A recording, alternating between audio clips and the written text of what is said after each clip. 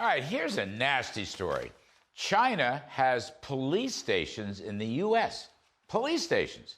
Anyway, here to talk about it with me is John Ratcliffe, former director of national intelligence, and he's also the American First Policy Institute Center for American Security co-chair. John Ratcliffe, welcome back. Police stations in the U.S., I'm just reading one of these reports from Reuters, to possibly pursue influence operations around. They're going after Chinese nationals, but they're going after a lot more than that. They're a bunch of damn spies. That's what they are. What can you tell us about these police stations? Well, what the Chinese Communist Party calls them are service stations. And what they would tell you is that they are there to assist Chinese nationals in the United States with any problems that they may encounter. That's the official explanation. The problem, Larry, is Chinese nationals that need service can go to something called an embassy to get help. Right. And so what these really are transnational police stations. It's a way for the Chinese Communist Party to keep tabs on their own citizens, to influence them, to bully them, and sometimes to blackmail them. The problem really with this is, I heard FBI Director Wray questioned about this in a hearing the other day, and he said, I'm very concerned about this. But he's not doing anything. This is a clear violation of international law. It's a clear violation of U.S. sovereignty. With testimony from Chinese nationals, he could be seeking, the Department of Justice should be seeking injunctive relief. Listen, do you think that the Chinese Communist Party would let the United States set up a police station outside of Beijing? Of course not. It's not. So why aren't we busting them? Literally, why isn't Wray busting them, or whoever in our law enforcement? Why aren't we going after them? They're not registered or anything. They're just spies. It's like the Soviet Comintern years ago. Right. Well, why is this administration not doing so many things when it comes to China? And so many in this administration see China, as they describe them, as a competitor or a pacing threat rather than as an adversary. Right. They don't want China to be the bad guy, Larry. That's not true just in Washington. It's true in Wall Street. It's true in Silicon Valley. It's true in Hollywood. But it's episodes like this that really underscore how sinister and persuasive China's information war and influence campaign is against the United States. When Joe Biden meets with Xi a few days ago in Bali, you think he brought up Chinese police stations?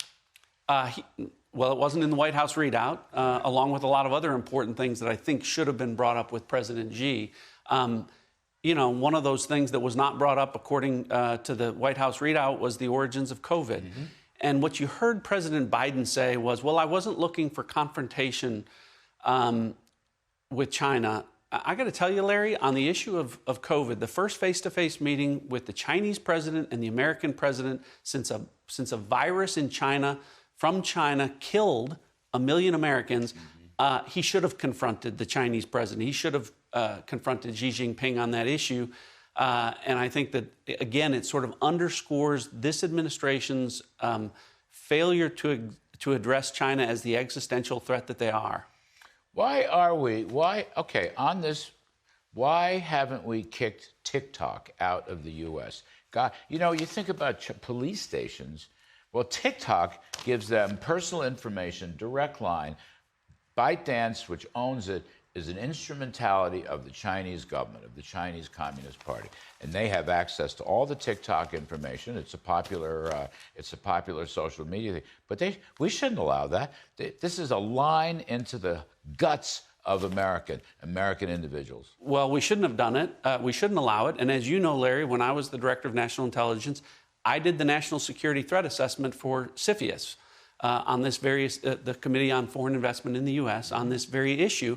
And assessed that TikTok is a national security threat. When Americans' information is going over a Chinese server, which is 100% owned by a company in China, ByteDance, that by law, as you know, Larry, under China's military civil fusion law, is required to share any information with the Chinese Communist Party that they want for national security reasons.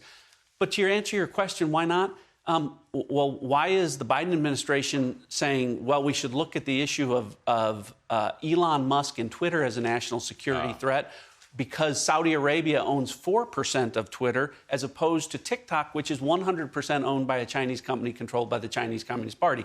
It again underscores that this administration is never going to confront China. They're going to allow China to continue to engage in an information war against the United States, and we're not going to be engaged in an information war back against China, as we should be. By the way, Saudi Prince Weeds, you're talking about with Twitter, was one of the original investors many years ago.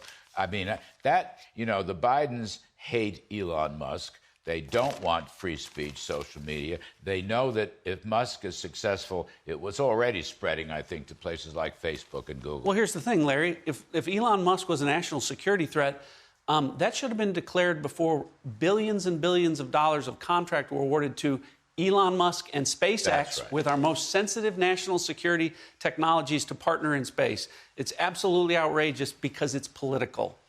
Last one. Again, the Biden meeting with Xi. I heard what I think are ambiguous statements about Taiwan.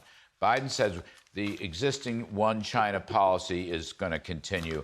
I don't know exactly what that means. I don't know how it affects Taiwan. And I think he evaded more. It was not clear. And he didn't read the Riot Act to Xi. That's for darn sure. What did you make of that from your intelligence contacts? Well, 4 different times, President Biden has been unclear on the one China policy, where he has come out and said, we're going to defend Taiwan militarily. I, by the way, am in favor of that approach.